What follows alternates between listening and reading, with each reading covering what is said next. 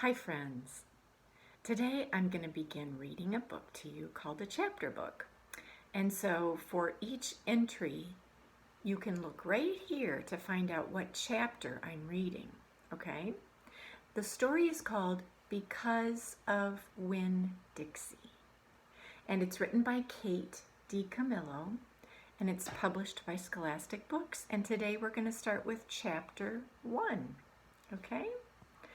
And this is a story about a girl who has just moved to a new town. And so she's feeling a little bit lonely. Maybe you know what that feels like. Maybe you moved to a new place where you didn't know anybody and you didn't have any friends yet. Well, that's how this girl feels. And so she meets a dog. And we're going to find out in chapter 1 what happens when she meets this dog, okay? And so when I'm reading, I want you to think about what happens. And I want you to think about how this might relate to your own life. If you have any feelings like this little girl might, or if you have any experiences like she might, or maybe if you might know somebody like her or like the people that she meets. Maybe you don't, maybe you do. See if you have anything that you can understand that feels sort of the same as your own life, okay?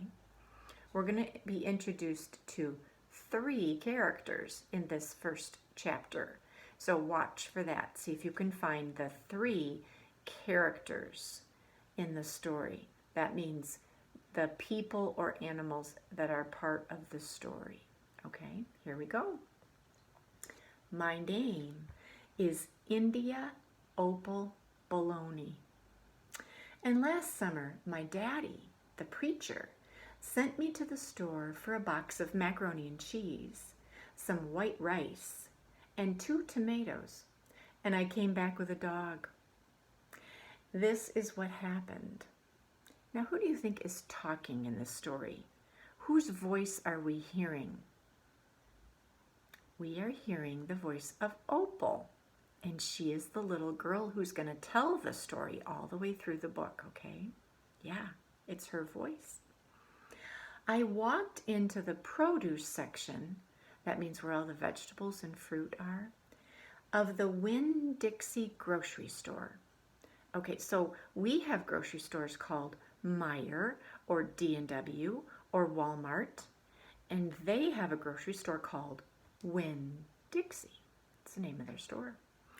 To pick out my 2 tomatoes, and I almost bumped right into the store manager, the person in charge of the store.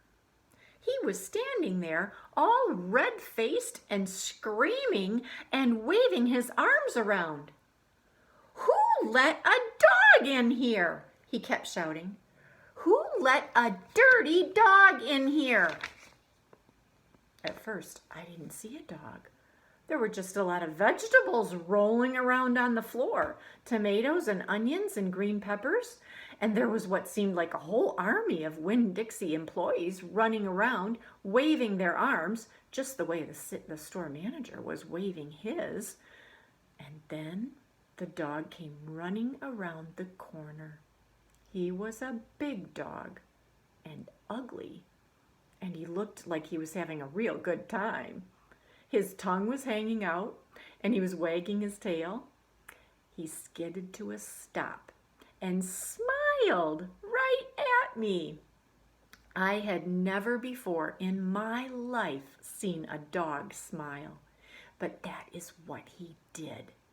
He pulled back his lips and showed me all his teeth. Then he wagged his tail so hard that he knocked some oranges off of a display, and they went rolling everywhere, mixing in with the tomatoes and the green peppers and the onions. The manager screamed, "Somebody grab that dog!"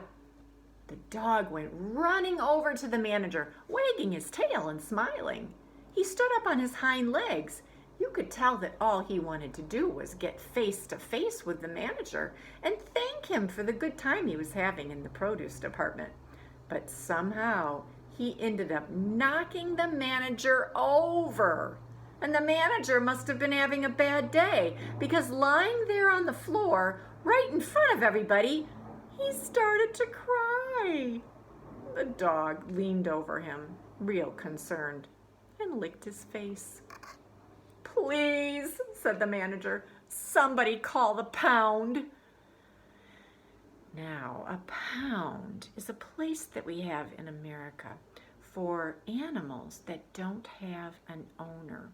Okay, so if we find an animal out running around and they don't have an owner, then we take them to the pound, or we also call it the Humane Society. And it's a place where we have cages where the animals stay, and a lot of times they're able to find a new owner for that animal. You can adopt a dog or a cat and bring them home and let them be your animal. But sometimes they're not able to find a new owner. They just have animals that people just don't want, I'm sorry to say. And then they have to put the animal to sleep forever. So we don't always want the dog to go to the pound. We want the dog to go to a home, right? Well, Opal knew that. So you know what she said? "Wait a minute," I hollered. "That's my dog. Don't call the pound." All the Winn-Dixie employees turned around and looked at me. I knew I had done something big, and maybe something stupid too, but I couldn't help it. I couldn't let the dog go to the pound. "Here, boy," I said. The dog stopped licking the manager's face and put his ears up in the air and looked at me like he was trying to remember what he knew me from, where he knew me from. "Here, boy," I said again. And then I figured the dog was probably just like everybody else in the world, that he would want to get called by a name. Only I didn't know what his name was. So I just said the first thing that came to my head. I said, "Here, Winn-Dixie," because she's in the Winn-Dixie grocery store. And that dog came trotting over to me just like he had been doing it all his life. The manager sat up and gave me a hard stare, maybe like I was making fun of him.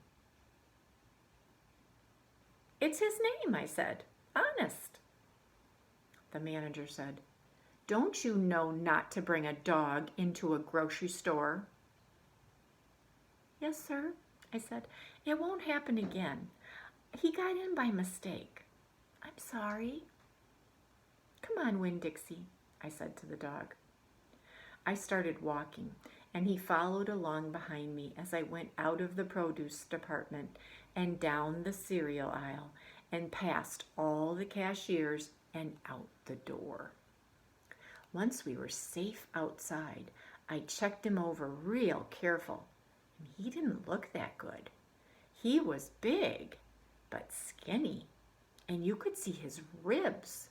That's those bones in your belly here. So he didn't have much belly. He was all skin and bones. And there were bald patches all over him. That's places where he didn't have any fur at all. His fur had fallen out. Mostly, he looked like a big piece of old brown carpet that had been left out in the rain. "You're a mess," I told him. "I bet you don't belong to anybody." He smiled at me.